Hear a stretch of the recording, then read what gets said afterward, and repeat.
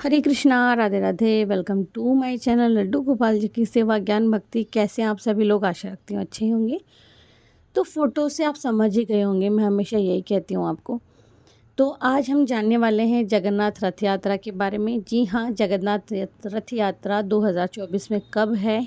इससे पहले बस एक बात कहना चाहूँगी, अगर वीडियो अच्छा लगी तो प्लीज़ लाइक कर दीजिएगा। चैनल को सब्सक्राइब नहीं किया तो सब्सक्राइब कर लेना, और वीडियो अच्छा लग जाए आपको तो प्लीज़ आगे शेयर कर देना। चलिए, ज़्यादा समय हम लोग व्यर्थ नहीं गवाएंगे, वीडियो की ओर चलते हैं। भगवान जगन्नाथ प्रभु की रथ यात्रा विश्व भर में प्रसिद्ध है। हर साल भगवान जगन्नाथ की एक झलक पाने के लिए उड़ीसा के पुरी में रथ यात्रा के दौरान देश विदेश से आए लाखों लोगों की भीड़ इकट्ठा होती है। आप सभी जानते हैं, पुरी में यात्रा के समय भगवान श्री कृष्ण, उनकी भाई बलभद्र, बहन सुभद्रा और रथ पर सवार होकर नगर भ्रमण के लिए निकलते हैं और अपनी प्रजा का हालचाल जानते हैं, ऐसा कहा जाता है। इस बार जो जगन्नाथ रथ यात्रा है 2024 में कब है, पहले वो जान लेते हैं। तो आप सभी जानते हैं कि रथ यात्रा आषाढ़ शुक्ल पक्ष की द्वितीय तिथि को जगन्नाथपुरी में आरंभ होती है और इसका जो समापन है दशमी तिथि को होता है। इस साल जगन्नाथ रथ यात्रा 7 जुलाई 2024 को शुरू होगी और जो समापन है वो 16 जुलाई को 2024 को होगा। ठीक है, तो ये हमने जान लिया है। स्कंद पुराण में स्पष्ट कहा गया है कि रथ यात्रा में जो भी व्यक्ति जगन्नाथ जी के नाम का कीर्तन करता हुआ गुड़ीचा नगर तक जाता है, वो पुनर्जन्म के बंधन से मुक्त हो जाता है, यानी कि उसका पुनर्जन्म नहीं होता है, मोक्ष प्राप्त हो जाता है। और मतलब जो भी इस रथ यात्रा में शामिल हो जाता है उसकी सारी मनोकामनाएं पूरी होती है, ऐसा स्कंद पुराण में है। रथ यात्रा में भाग लेने वाला अगर कोई ऐसा व्यक्ति होता है जिसको कोई भी किसी भी प्रकार की समस्या बाधाएं, तो कहते हैं कि दूर हो जाती है। चलिए जानते हैं क्यों निकाली जाती है रथ यात्रा। जगन्नाथ रथ यात्रा भगवान जगन्नाथ के वार्षिक गुड़ीचा माता मंदिर के भ्रमण का प्रतीक है और एक बार बहन सुभद्रा ने नगर देखने की इच्छा जाहिर की, तभी से ही जगन्नाथ जी रथ पर बैठाकर उन्हें नगर भ्रमण कराया करते थे।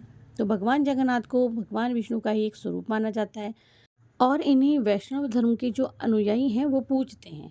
जगन्नाथ का शाब्दिक अर्थ क्या है? जग के नाथ, जगन्नाथ अर्थात यानी कि पूरे ब्रह्मांड के स्वामी।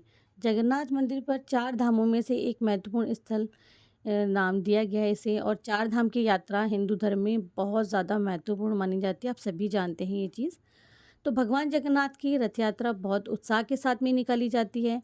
पौराणिक कथा के अनुसार भगवान जगन्नाथ जी का एक मुस्लिम भक्त भी था, सालबेग। मुस्लिम होने की वजह से उसको भगवान जगन्नाथ मंदिर में जाने और रथ यात्रा में शामिल नहीं होने दिया जाता। आप सभी जानते हैं वहाँ सैलानी भी अंदर जाके दर्शन नहीं कर सकते हैं, ना तो सैलानी, ना मुस्लिम, ना किसी और समाज का, मतलब वहाँ केवल हिंदुओं को जाने दिया जाता है। तो उनकी इच्छा होते हुए भी वे मंदिर और रथ यात्रा में शामिल नहीं हो पाए। ऐसे में क्या हुआ था कि ऐसे में उनकी मृत्यु हो गई थी। क्या आप सभी जानते हैं कि जगन्नाथ धाम को पुराणों में धरती का बैकुंठ कहा जाता है? आइए जानते हैं क्यों, कैसे। ये भगवान विष्णु के 4 धामों में से एक धाम है। इसे श्री क्षेत्र, श्री पुरुषोत्तम क्षेत्र, शाक क्षेत्र, नीलांचल, नीलगिरी और श्री जगन्नाथपुरी भी कहते हैं। यहाँ लक्ष्मीपति विष्णु ने तरह तरह की लीलाएं की। आप सभी जानते हैं कि कहा जाता है कि जगन्नाथ जी में भगवान श्री कृष्ण का दिल है, ऐसा आप सभी ने सुना होगा। और मूर्ति विराजमान होने की कथा तो आप सभी जानते ही होंगे, नहीं जानते हैं तो ज़रूर से सुनिए। इस संबंध में एक जन प्रचलित कथा है कि एक बार श्री कृष्ण अचानक नींद में राधे राधे कहने लगे। श्री कृष्ण की 8 पत्नियां चौंक गई और सोचने लगी कि भगवान अभी तक राधा को नहीं भूले। सभी ने मिलकर माता रोहिणी से इस संबंध में विचार किया और उनको राधा और कृष्ण की रास लीला के बारे में कथा सुनाने को आग्रह किया। हट करने के बाद माता रोहिणी ने कहा कि ठीक है सुनो, लेकिन पहले सुभद्रा को द्वार पर पहरे पर बिठा दिया ताकि कोई भी भीतर प्रवेश ना कर जाए। फिर क्या था, फिर वह चाहे बलराम हो या कृष्ण, सुभद्रा पहरा देने लगी और भीतर माता रोहिणी 8 भाइयों को कृष्ण और राधा की कथा सुनाने लगे। उसी दौरान बलराम और श्री कृष्ण द्वार पर पहुंच जाते हैं। द्वार पर खड़ी सुभद्रा ये कथा बड़े ध्यान से सुन रही थी। श्री कृष्ण और बलराम के आने पर सुभद्रा ने उचित कारण बताकर दरवाजे पर ही उन्हें रोक दिया और महल के अंदर से श्री कृष्ण और राधा की रासलीला की कथा श्री कृष्ण और बलराम दोनों को सुनाई दे रही थी। तीनों जन ही इस कथा को बड़े ध्यान से सुन रहे थे और श्री कृष्ण और बलराम के आने पर उन्हें भी ये कथा सुनने का सुअवसर प्राप्त हुआ। तो फिर क्या था, तीनों ही उस कथा को जैसे भाव विभोर होकर सुनने लगे। तीनों की ऐसी अवस्था हो गई कि पूरे ध्यान से देखने पर भी किसी के भी हाथ पैर आदि स्पष्ट दिखाई नहीं देते थे। तभी वहाँ अकस्मात देव ऋषि नारद आ धमकते उन्होंने तीनों को ऐसी अवस्था में देखा और देखते ही रह गए। तीनों पूर्ण चेतना में वापस लौटे। नारद जी ने भगवान कृष्ण से प्रार्थना की कि भगवान, आप तीनों के जिस महाभाव में लीन मूर्तिस्थ रूप के मैंने दर्शन किए हैं वह सामान्य जनों के दर्शन हेतु पृथ्वी पर सदैव सुभूषित रहे। प्रभु ने तथास्तु कह दिया और कहते हैं कि तभी से भगवान कृष्ण, बलराम और सुभद्रा जी का वही स्वरूप आज भी जगन्नाथपुर में विद्यमान है और उसे सर्वप्रथम और सर्व विश्वकर्मा जी ने बनाया था। देखिए, ये तो थी पहली, लेकिन एक और दूसरी कथा है। तो ये जो जगन्नाथ रथ यात्रा होती है, इससे जब भगवान जगन्नाथ जी का स्नान पहले होता है, तो वो स्नान हो गया, आप सभी जानते हैं। अब रथ यात्रा होगी और ये कितने दिन चलती है मैंने इस वीडियो में बता दिया है। अगर मैं बताऊंगी फिर आप वीडियो सुनेंगे नहीं, अगर आपने बीच में से सुननी शुरू की है। तो ये जो रथ यात्रा निकालने की जो परंपरा है ना, पौराणिक है। कहा जाता है कि स्नान पूर्णिमा यानी ज्येष्ठ पूर्णिमा के दिन जगत के नाथ श्री जगन्नाथ पुरी का जन्मदिन होता है और उस दिन भगवान जगन्नाथ को बड़े भाई बलराम जी तथा बहन सुभद्रा और रत्न सिंहासन से उतार कर उन्हें मंदिर के पास बने जो स्नान का मंडप है वहाँ पे ले जाया जाता है और 108 घड़ों से उनका शाही स्नान होता है। फिर ये भी मान्यता है कि स्नान से प्रभु बीमार हो जाते हैं और उन्हें ज्वर आ जाता है, यानी बुखार आ जाता है। तब 15 दिन तक प्रभु जी को एक विशेष कक्ष में रखा जाता है जिसे ओसर घर कहते हैं और इन 15 दिनों की अवधि में महाप्रभु को मंदिर के जो प्रमुख सेवक हैं और वैद्य हैं उनके अलावा और कोई नहीं देखता, कोई दर्शन नहीं करता। और इस दौरान मंदिर के जो महाप्रभु होते हैं उनके प्रतिनिधि में अलारनाथ जी की जो प्रतिमा है वो स्थापित कर दी जाती है और उनकी पूजा अर्चना की जाती है। 15 दिन बाद में भगवान स्वस्थ होकर कक्ष से बाहर निकलते हैं, भक्तों को दर्शन देते हैं, जिसे ऐसे कहते हैं कि नव यौवन नेत्र उत्सव भी कहा जाता है। और इसके बाद में ही तृतीया के यानी कि द्वितीय तिथि के दिन महाप्रभु श्री कृष्ण और बड़े भाई बलराम जी तथा बहन सुभद्रा जी के साथ में राजमार्ग पर आते हैं, नगर भ्रमण करते हैं रथ पर विराजमान होकर के। तो देखिए कितनी सुंदर कथा थी। इस मंदिर की जो सबसे पहले जो प्रमाण है ना इस मंदिर का, वो महाभारत के वन पर्व में मिला था। कहा जाता है कि सबसे पहले सबर आदिवासी विश्ववसु ने नील माधव के रूप में उनकी पूजा की थी। आज भी पुरी के मंदिरों में कई सेवक हैं जिन्हें देतापति के नाम से जाना जाता है। ब्रह्म और जो स्कंद पुराण है उसके अनुसार यहाँ भगवान विष्णु पुरुषोत्तम नील माधव के रूप में अवतरित हुए थे और सबर जनजाति के परम पूज्य देवता बन गए थे। पहले कबीले के जो लोग होते थे उन्हें देवताओं की मूर्तियों की काष्ठ बनाते थे और ज्येष्ठ पूर्णिमा से आषाढ़ पूर्णिमा तक सबर जाति की जो देवतापति थे जगन्नाथ जी की सारी रीतियाँ करते थे। नीलगिरी में भी श्री राम जी की पूजा होती है, यानी कि पुराणों के अनुसार नीलगिरी में पुरुषोत्तम हरि की पूजा की जाती है और पुरुषोत्तम हरि को यहाँ भगवान राम का रूप भी माना गया है। तो देखिए सबसे प्राचीन जो मत्स्य पुराण है उसमें आप देखेंगे, उसमें पढ़ेंगे कि पुरुषोत्तम क्षेत्र की देवी विमला है और यहाँ उनकी पूजा होती है। और रामायण के उत्तराखंड के अनुसार भगवान राम ने रावण के भाई विभीषण को अपने इक्ष्वाकु वंश के कुल देवता भगवान जगन्नाथ की आराधना करने को कहा था। आज भी पुरी के श्री मंदिर में विभीषण वंदापना की परंपरा कायम है। अगर आप देखेंगे तो एक स्कंद पुराण जो इसमें पढ़ेंगे तो पूरी धाम का जो भौगोलिक वर्णन है वो आपको देखने के लिए मिलेगा।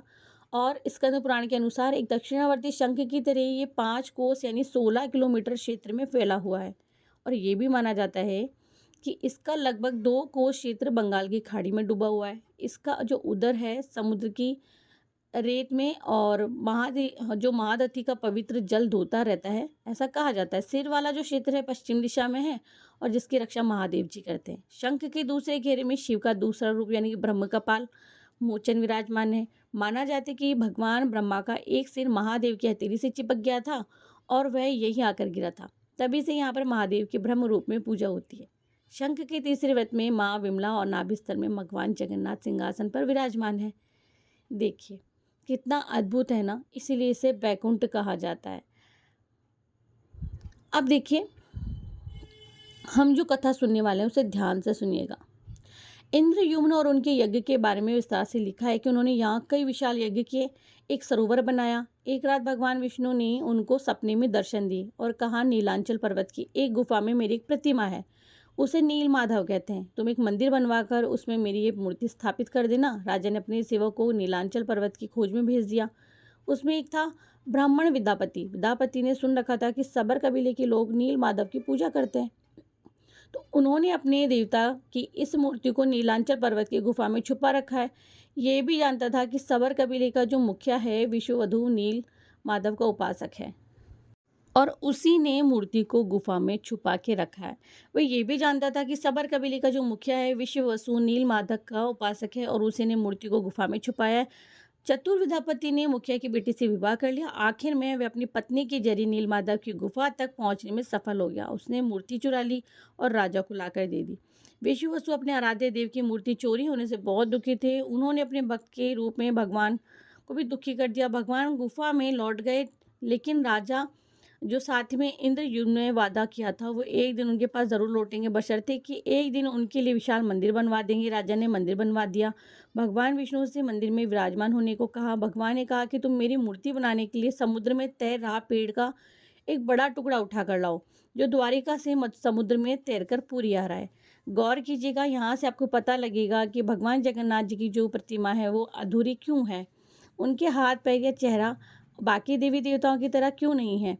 तो राजा के जो सेवक थे उन्होंने पेड़ के टुकड़े को ढूंढ तो लिया, लेकिन जब सब लोग मिलकर उस पेड़ को नहीं उठा पाए, तब राजा को समझ में आ गया कि नील माधव के अनन्य भक्त सबर कबीले के मुखिया विश्ववसु की ही सहायता लेनी पड़ेगी।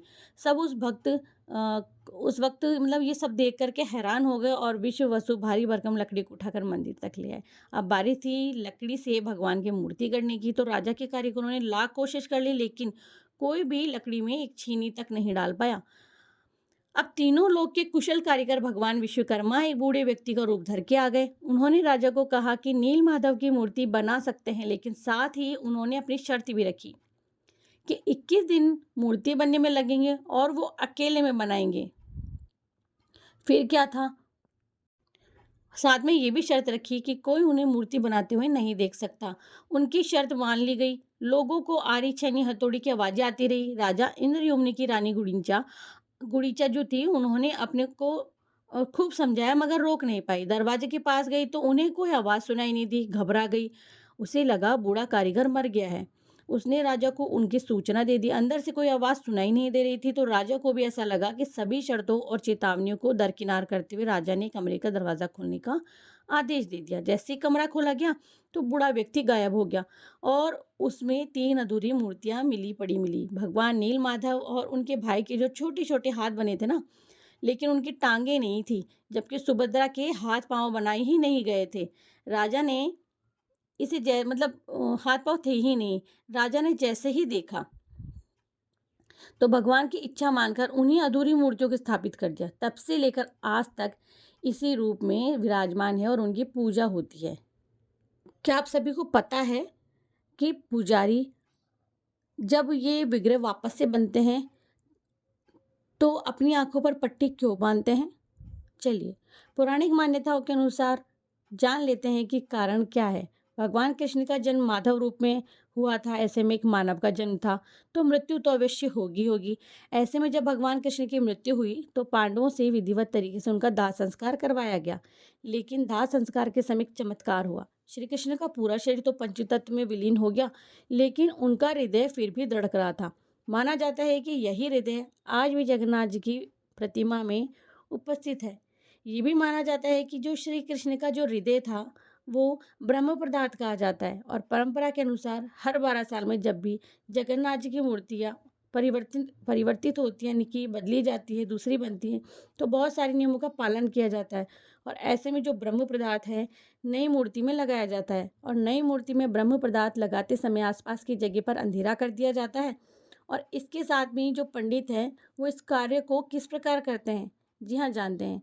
उनकी आंखों पर पट्टी बांध दी जाती है। माना जाता है कि इस रस्म के दौरान अगर पंडित ने उस ब्रह्म पदार्थ को देख लिया तो उसकी मृत्यु हो जाती है, और इस अनुष्ठान को नव कलेवर के नाम से जाना जाता है।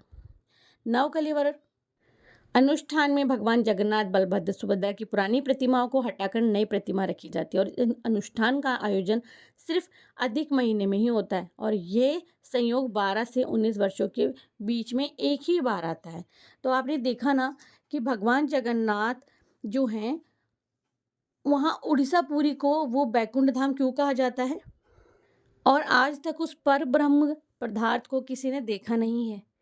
चलिए, आप सभी को वीडियो कैसा लगा ज़रूर से आप अपने कमेंट के माध्यम से साझा कर देना। मैं मिलती हूँ नेक्स्ट वीडियो में, तब तक के लिए हरे कृष्णा, राधे राधे, लेती हूँ आप सबसे विदा। और वीडियो को जाते जाते लाइक करके जाइएगा। हरे कृष्णा।